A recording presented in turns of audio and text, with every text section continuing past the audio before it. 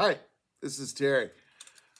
I did a video about these Lionel repaints, and I remembered that I had this Ives engine I've been keeping. Maybe somebody will trade me, give me something I want for it.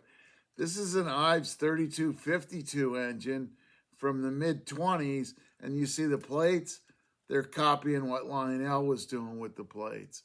Now, this engine has, if you look real close, you can see it's 3250 underneath, and it had 3250 on the sides.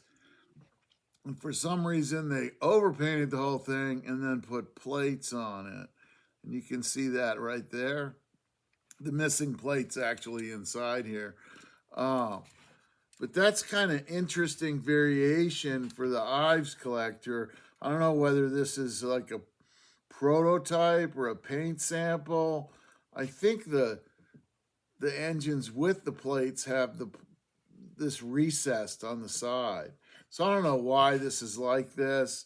I bought this, was one of the first eBay buys I bought. I was after a Lionel signal for my layout like this up on here, and it was a whole lot of trains. And I figured somebody would trade me. Maybe I could get some weird colored engine or something. I like to have one of these little 150s in this color. If you got one, we'll trade.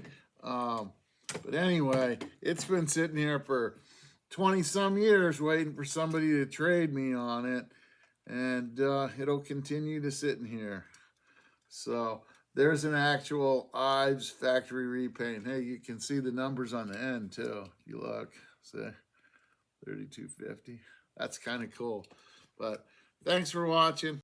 To see all Terry's books, videos, and articles about toy trains, collecting, and eBay, go to nalroo.com.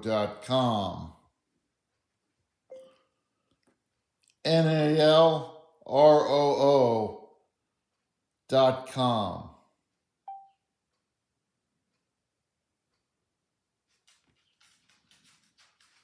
There you go.